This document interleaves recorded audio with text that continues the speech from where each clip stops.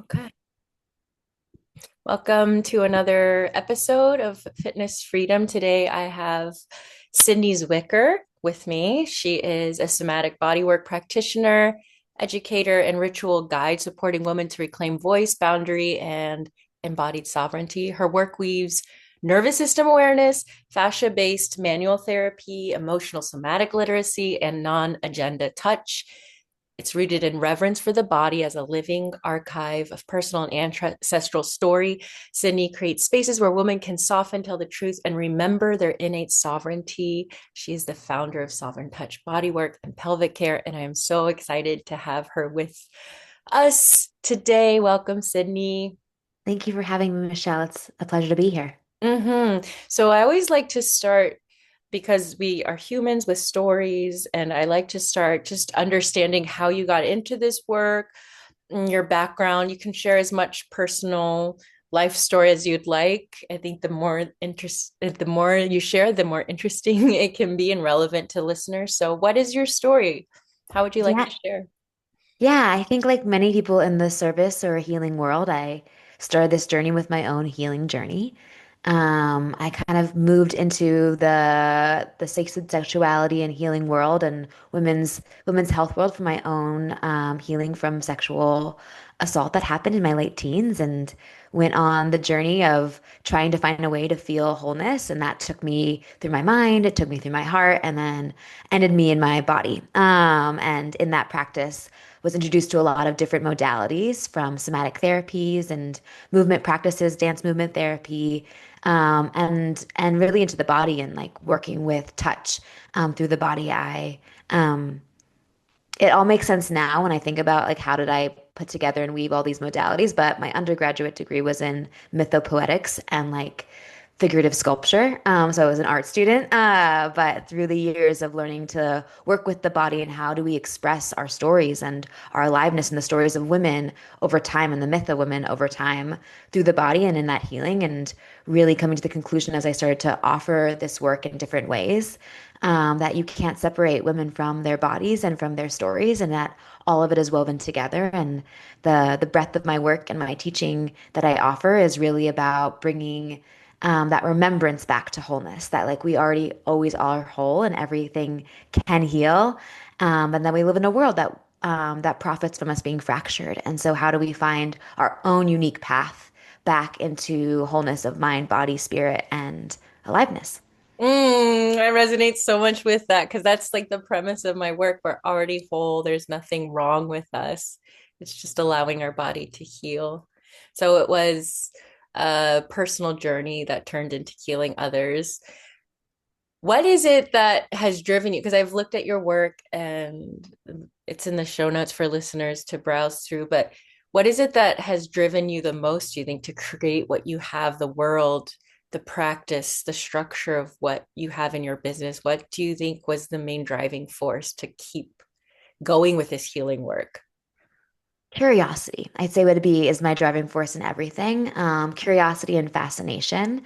I would say very early on, even in my own healing journey, of just like talking about that process and uh, really being open with my own parts and the relationality. I think so much specifically with women, but as humans as a whole, is that the intimacy we get to build in our relationships really gets to mirror the intimacy we build with our body and the way we navigate life.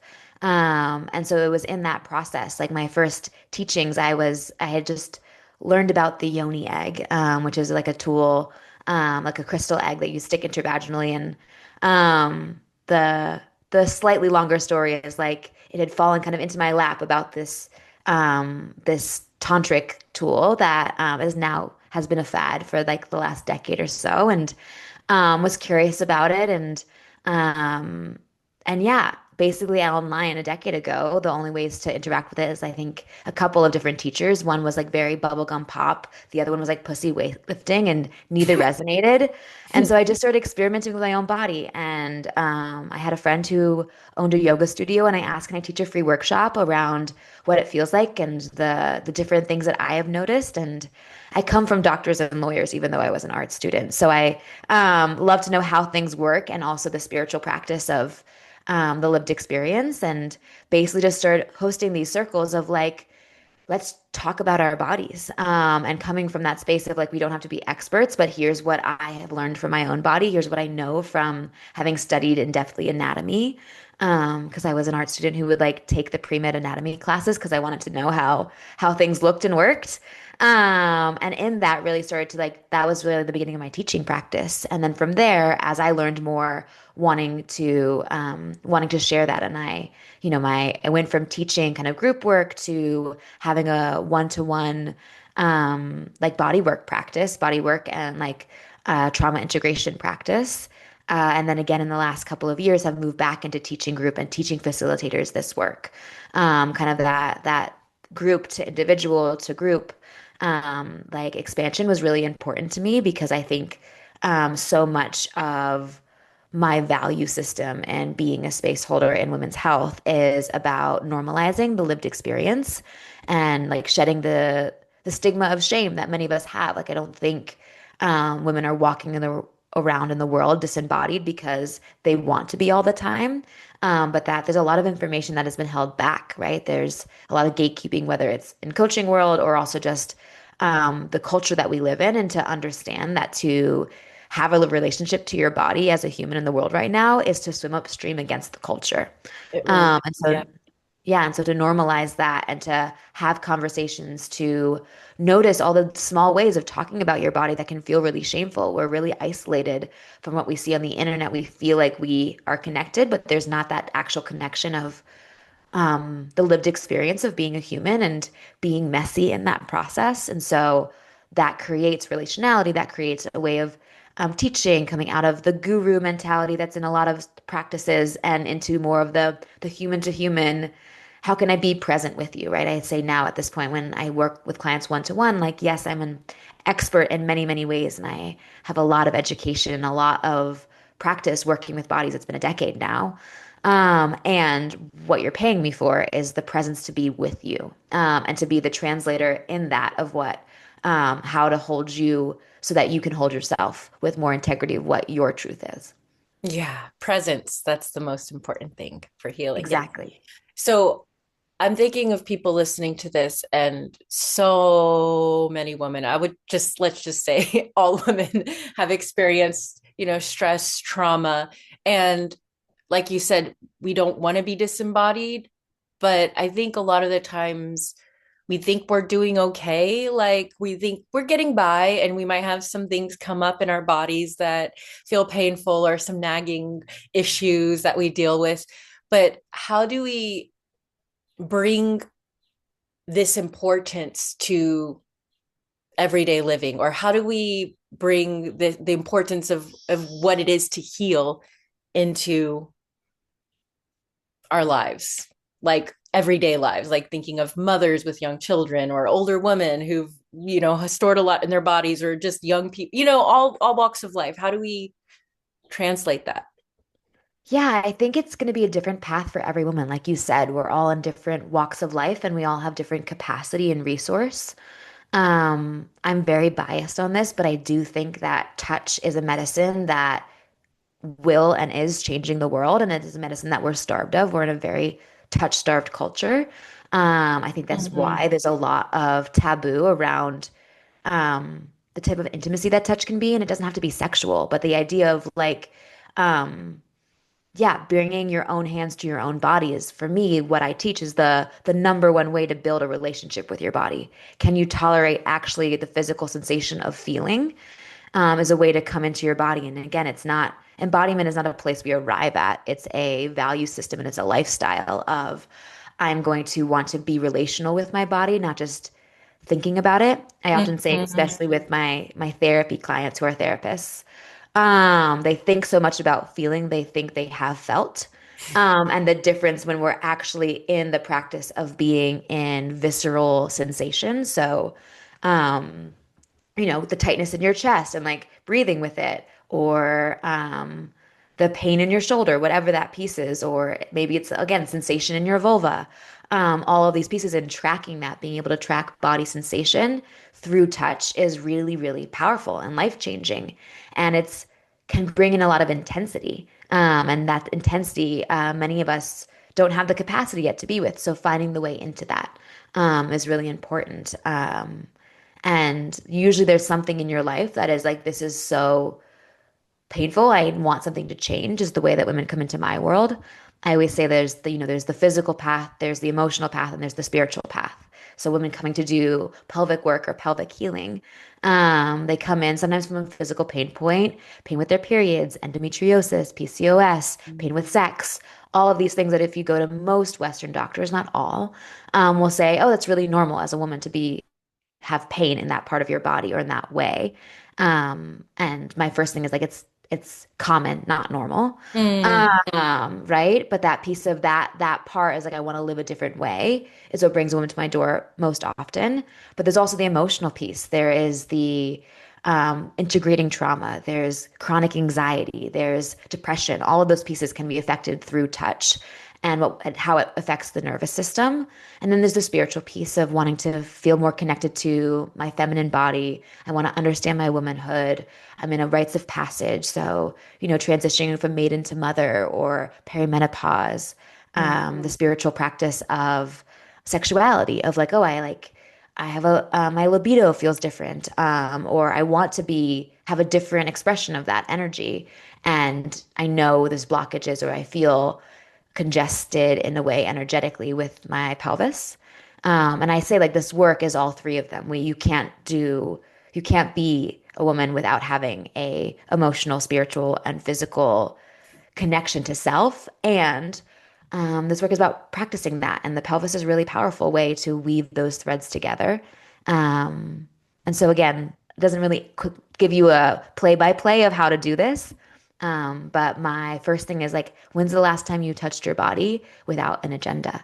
When you put on your lotion, do you put it on mm. quickly to get it to absorb, or do you like really get to see like, oh my God, this is my calf. Like, and this calf walks every single day. When you shave your legs, if you shave your legs, like, how are you touching your body? How do you bring your hands to your body on a daily practice? How do you bring your hands to your vulva? Is it just extractive when you touch yourself for pleasure? Or can you come and feel the tissues? Can you say hello?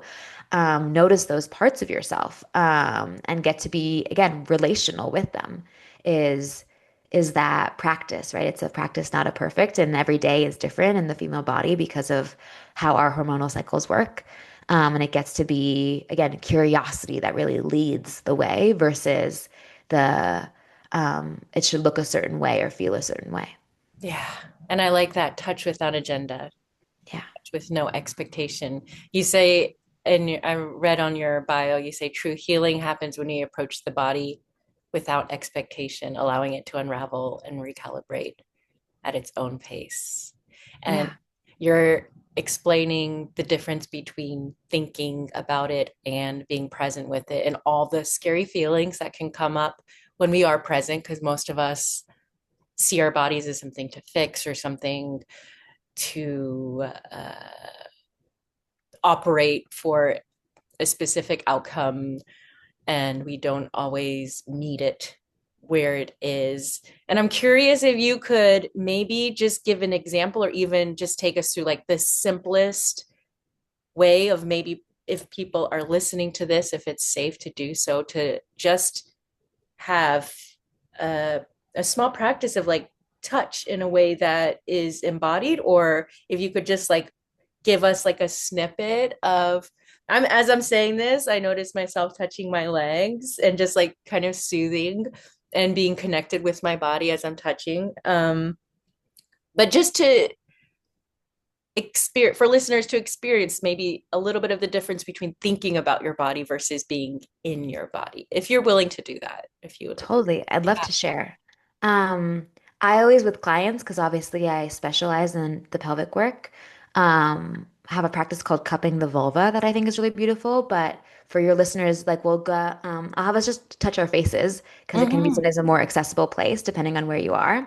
And so just taking your hands and placing them on the sides of your face, on your cheeks. I always say like the right before the scream emoji. So sometimes it's nice to have your elbows on, like leaning on something, and just closing down the eyes or softening your gaze and just breathing and feeling what does it feel like to both be touched by your hands and to receive touch in your hands? So maybe you feel your face in this moment, the warmth of your hands, the pressure, and then bringing your awareness into the palms of your hands, into the pads of your fingers, and feeling how your skin of your face feels.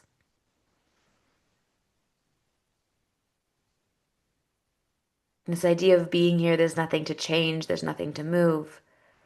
Noticing how with each breath, maybe your hands soften. Are they holding tension in the space between the fingers? Right?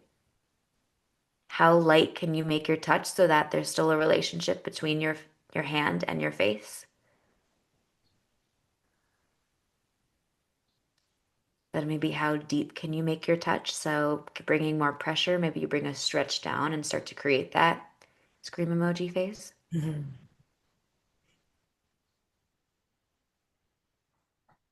And just even asking yourself the simple question as you're holding your own face, how are you today? Without need to change it or judgment or shame. How does it feel to be you in this moment?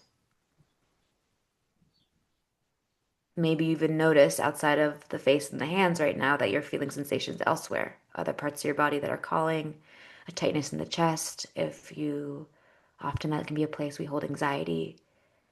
How does your pelvis feel sitting on the chair or laying down wherever you're doing this or listening to this? Again, coming into presence with self as the medicine to be able to make your most loving next step.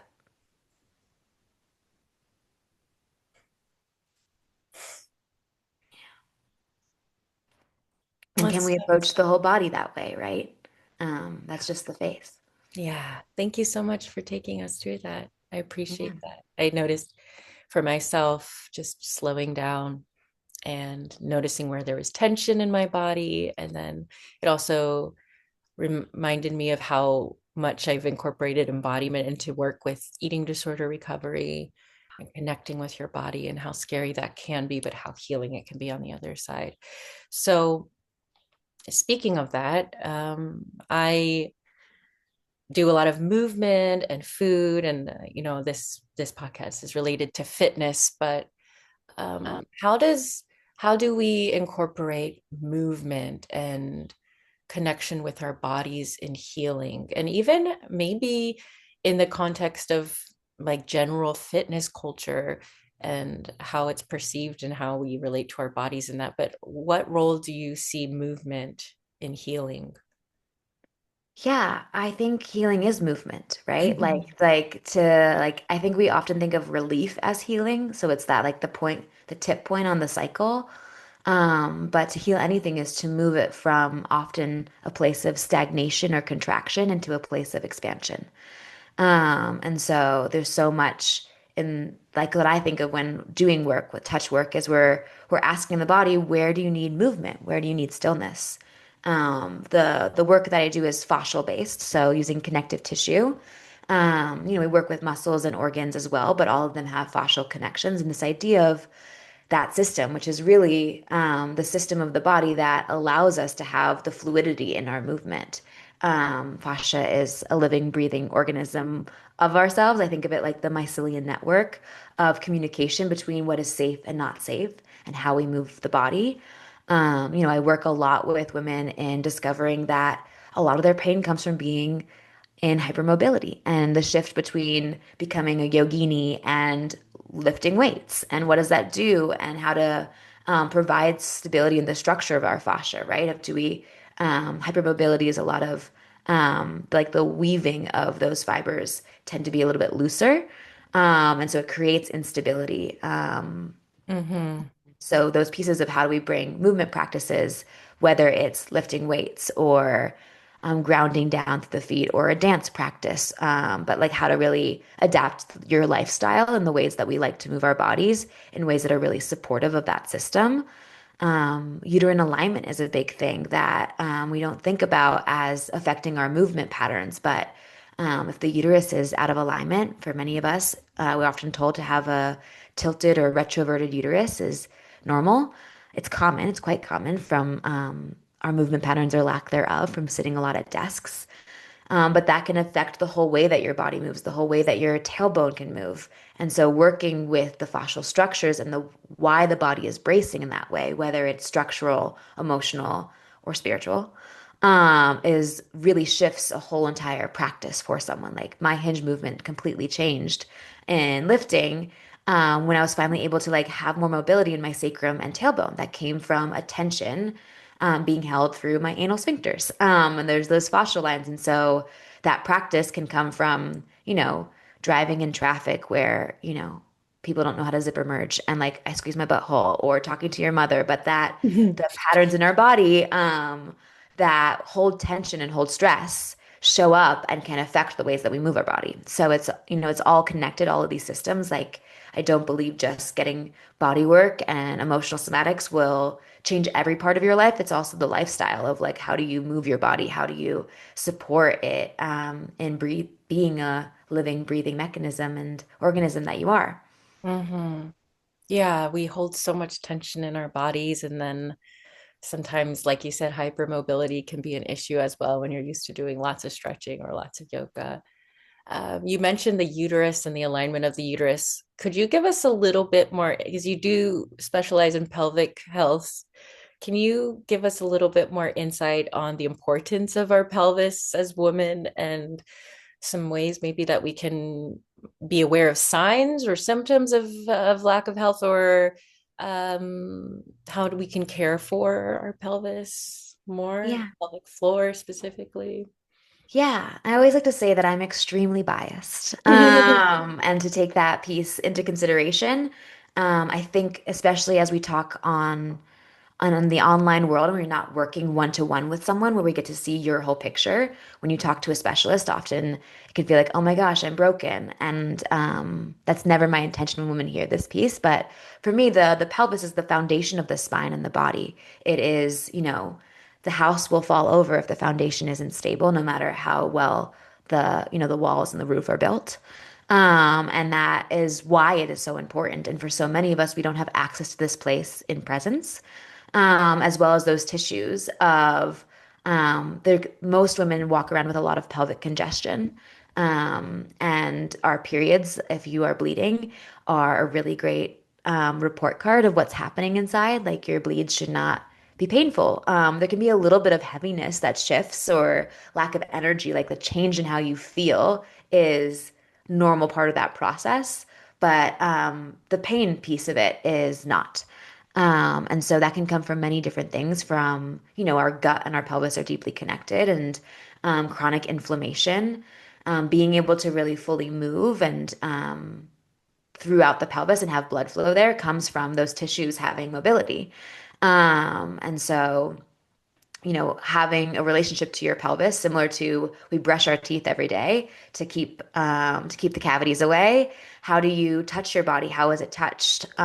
Is a really important piece of, I think, full body health. I think as women, uterine alignment, right? So having your uterus be sitting in space in the right way, that organ is attached to many other organs, like our ovaries, which are attached, energetically and have a relationship hormonally with our adrenals, which have a relationship with our whole endocrine system, so all of our brain function and hormonal function. And the uterus being out of alignment will create compression. If it's tilted to the side, it can compress an ovary. When it's leaning back, that's going to affect how the bladder and the rectum are able to move things. Uh, you know, I have a thing I call body nihilism, which is that everything's connected, so we're fucked. Right? One bad curry could end in, inflammation and a fascial pattern in your bowels that like creates low back pain for a decade. And in the same way, everything's connected and miracles happen every day. You could literally stub your toe and there's a fascial line from the big toe that goes through the inner thigh and could literally create no period cramps for the next decade of your life. Um, I, actually like creating an impact there. And so really that idea of we're not trying to be in this perfect alignment space, but to understand that everything has a relationship to every other part of the body. And when we ignore the pelvis, like traditional massage therapy, or like no one's going to work on your genitals, but the mons pubis, so that fatty pad of tissue, kind of where the hair starts, or rappers would say your fupa, right, is deeply connected into not only the bones of the pelvis, but how those organs sit, and like the whole low back pain can come from fascial adhesions there. And so, how do we start to again be relational here to create health and vitality through the full body, and to not to ignore this part of the body just because there is a highly charged cultural story around the Exactly. pelvis and our genitals and sexuality. For me, I say like all have an erotic energy, which is that aliveness, that vitality, that pulse within us, like that ovulation energy, if you follow your cycle. And the sexual is a story put upon the erotic energy. And so the sexual, like, whether it's, most women, we grow up that our bodies are dirty and dangerous and often out to get us, right? As a woman, especially if you're an athlete or in fitness, your period is something that like is a burden versus something that is like truly holy medicine, that we get to work with. And, uh, there's nothing wrong if you have these stories of contraction around your female body. We're being told all the time that the female body is lesser than a male body. Mhm. In any medical textbooks, you'll often find the male body and only the female body as a relationship of like, oh, just like do less of this. Or, in the fitness world, it's like it's the same as the male, just do it smaller, less efficient, right? Versus it being a completely different piece of information to look at, of anatomy, of physiology, and yeah, I think it's all really important to understand and as a mental concept, and then to find your relationship with it is kind of the steps of how do we shift this is what kind of lifestyle do you want to be living, right? It's a value system thing. And to live in a body and to live in relationship with your pelvis is often to move slower in a world that's asking for urgency, to interact maybe less with the loud noises of the world. Many women come to me being like, oh, I can't watch scary movies anymore. Or I've had to like titrate how I listen to the news. Mhm. All of these things, like our nervous system is deeply connected to the pelvis, not only because we have nerves all throughout the pelvis and we have a parasympathetic system there. There are, schools of thought that talk about the vagus nerve, so our fight or flight response going all the way into the cervix. But this idea of your female anatomy and female reproductive system is, you know, if we're talking about running away from the lion as stress, your body's not going to ovulate. It's going to change the whole endocrine system because it's not going to have you fuck behind a bush while you're running away from a lion. Right. It's going to shift that piece. It's going to ask for help. It's going to say, hey, what's happening? It's going to check in. It's going to send you signals of, period cramps often come from some sort of dysfunction happening in the pelvis. So whether it's uterine positioning, whether it's a hormonal thing, right? That the uterus is supposed to spasm or cramp, or contract to help release the blood of our period. And if things are really congested there, if there's a lot of inflammation, if there's contortion in some of those fascial tissues, similar to someone stepping on your dress, or like you're Mhm. gonna start to like be like, oh, like I need to yank at this. And then if it's not getting the movement it needs to have, that feedback loop is gonna ask for like, oh, send more of the spasmatic hormone to like cramp bigger. And so whether it's pulling on the low back, because that's often a sign of retroversion, is like lots of Mhm. low back cramping. Because the uterus again is tilting back. There's a lot of more tension happening there. And so when it cramps, it's going to pull on the front of the spine, the lumbar spine, or the Mhm. sacrum. So all of these different ways that the body is trying to tell you like something's wrong. Can you help me? And we don't know the language of that. And so part of the work that I do is educating in the language of your body, so that you can understand how do I want to support myself. If you're feeling really tired, do you drink a coffee or do you take a nap? Or do you like cancel a meeting, right? There's so many different ways to adapt when the body's giving us a signal. And how do we start to work on the emotional somatics of allowing ourselves to listen to that versus trying to think of ourselves as broken and coping with it? Yes, I love that so much. And I want to emphasize and even just hold space for it because there's a mixture of rage and grief too, because what you're saying is somatics is the language of the body. That's how I like to define it. It's like how our bodies speak. And Yeah. most of us are used to not knowing that language. I studied linguistics, so I love languages and communication.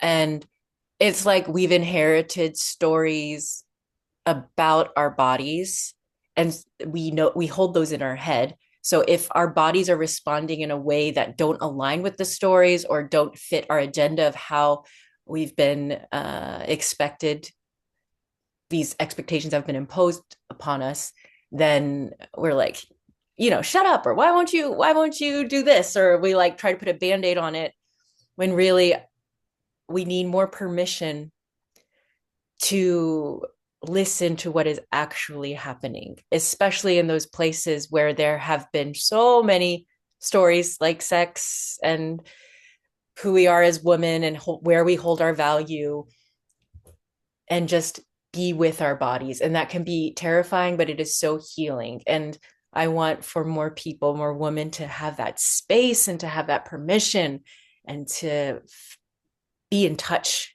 more with their bodies, like you're saying. Like, I want that so much. And I guess that's why we do the work that we do.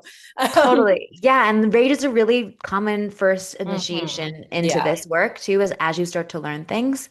I love that you did linguistics. I'm bilingual and also am obsessed with linguistics and the way I Cool. often talk about, um, coming into relationship with our bodies. If you've ever been in a foreign country or like talk to someone who doesn't quite speak your language, sometimes what happens is you start to like shout at them as if speaking louder would make them Yeah. understand you more versus like, no, we don't have the vocabulary. And the practice of embodiment, I think, is about starting to find different ways to learn the vocabulary or getting comfortable with the I don't know what you just said, but like I'm here to like try Mhm. another way. Do we use our hands to talk to someone, right? Like Mhm. asking for the bathroom, like, you mime it a little bit. And there's a way in which it gets to be playful and curious when two people don't speak the same language versus like that opinion that can happen often if someone speaks a foreign language that we think they're uneducated, right? Or they use the wrong Right. word. Again, we speak louder as if they're deaf versus slowing down and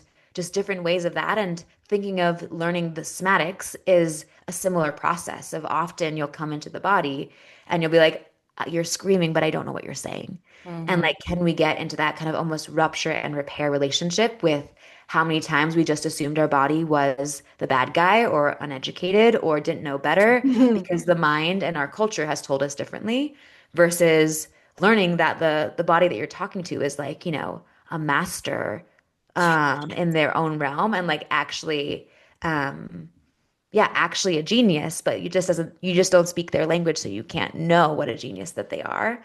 And so much of this work, and I really believe touch as a medicine, is about starting to like have a blind faith at first. Trust that, oh my God, body, you are so intelligent. I know you're trying to tell me something.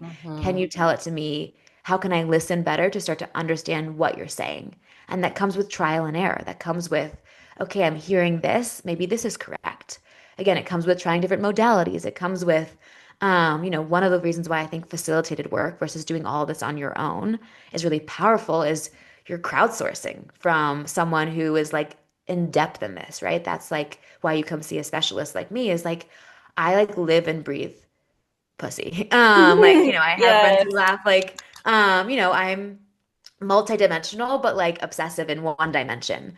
Even at a dinner party, somehow I'm in the corner talking to someone about their butthole or the mucus coming out of their Mhm. fertility mucus. And like, I spent many years trying to have more depth in my personality. I also like hiking and plants and cats and all the things. But like when push comes to shove, I could talk about this work and the body for days and years. And like, and I get the privilege that women come to see me and I get to like experience it. And so not only do I have this lived experience and my own value of like being in relationship with my body and curiosity, but I get to work with hundreds of women and I've done tens of thousands of hours in with other people's bodies and their stories. And so I have like the Library of Alexandria of like facts or like experiences to get to share that aren't even mine, to hold Mhm. you in finding what is the language of your body and getting to normalize it or make it common for you so that you get to then have the confidence to speak and be bilingual of both mind and body.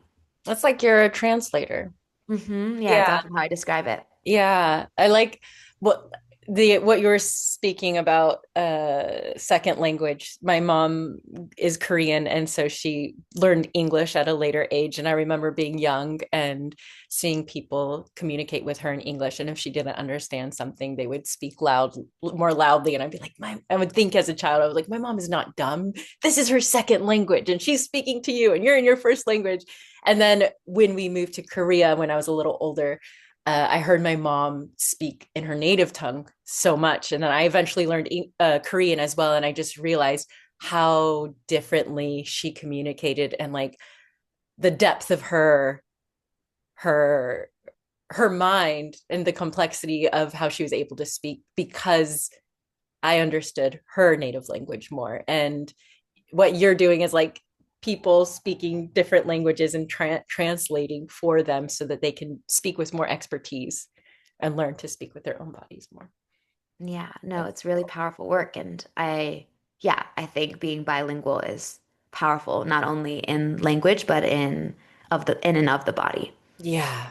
Yeah. And thank you for all that you shared with us and all the wisdom you shared with us in this. There's so much compacted in here. And I know that I could talk with you for a long time about all this stuff.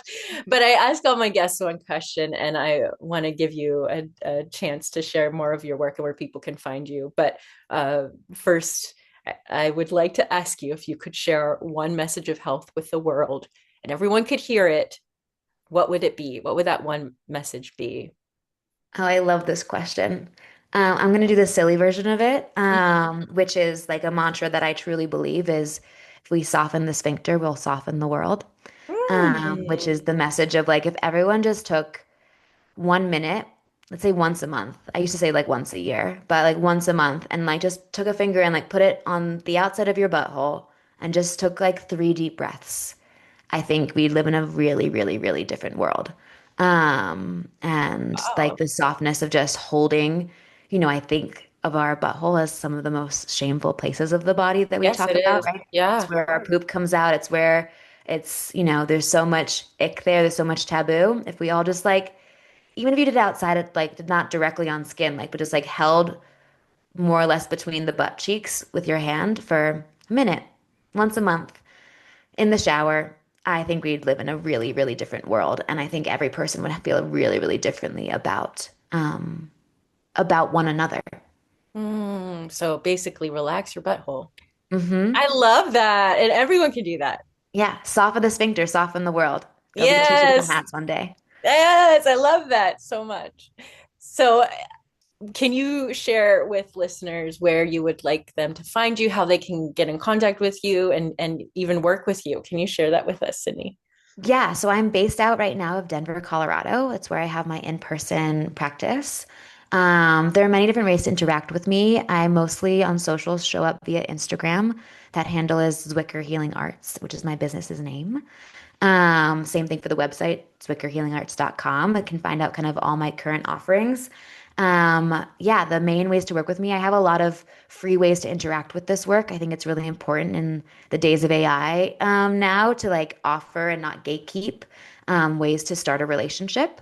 And then like the paywall comes when you want to be interactive with me and be relational in that way. I offer multi-day immersions of women fly in from all over the world to receive care from me. People who are more local come and have sessions over the course of many months. I work both online and in person that way for the one-to-one work. And then I teach this work. I think there's such a need for more non-agenda touch, especially around the pelvis. The work I offer is not just pelvic touch work, it's full body work, but specializing in women's health and the pelvis. And so I have a school called the School of Sovereign Touch. And so, once, sometimes twice a year, we'll onboard small cohorts of learning emotional somatics and the body and how to really hold trauma integration body work in this way. And those are the main ways that I'm showing up in the world, at least professionally right now. And Otherwise, I love to connect. I get a lot of unsolicited vulva pics and things like that too. Know that they are welcome. If nothing Yeah. else, the one of the main reasons I love to go on podcasts and just talk about this work is for any woman out there thinking that she's alone or the only person going through it, is that you're not alone. And happy to be here to be a support in normalizing your body and your lived experience in the body, and getting real about what it looks like to take the baby steps to shift that, and as well as the bigger steps and initiations and rites of passages and death portals and heroine journeys of coming into feeling fully embodied and fully in relationship with your pelvis, your sexuality, vulva, vagina, butthole, all the things of like all of your body is something to behold with wonder, not with shame. And it's a lifetime practice, I think, navigating in the world that we live in, and that it is accessible and possible for every single person. That I think is really important to shout from the rooftops, that piece that you are actually not very special and being the only person who can't heal in the world and the only person who whose body is gross and everyone else is beautiful. Like I love to play that devil's advocate because I think many of us, especially strong women, um, have the story that we're the best at suffering, and I want to unwind that from our bodies as a whole, and that we get to be whole, we get to be in joy, we get to really feel Mhm. ourselves in that way, and talking with other women, being with other women, um, being with your body is, I really think, the way that we get to do this. And it is the underground movement, right? We're not, we Yeah. get to shout from rooftops, but like we live in structures and systems that are anti these value systems, and to know that, and that's why we have to come together. That's where the medicine is at, and it's slowly in creating a local place of space, whether that's you and your body or you and your community of friends or you and the city you live in, like, but finding those spaces of where it is wonderful and held to be whole and a woman. And they do exist, and to find them and to cultivate them is a part of how we change the world around us. Mhm. Yeah, I want to say thank you for two things. Thank you for doing the work that you do while holding the values that you do. It feels really rare in this world. So thank you for all the work that you've put in to healing yourself and others. And then, second of all, thank you so much for sharing snippets of it with us here on the podcast today. I'm really excited for this to go out and for as many people as possible to hear it, because this is what we need. This is really what we need. Thank you Yeah. so much, Sydney. Yeah. Thank you, Michelle. It's been a pleasure to be here.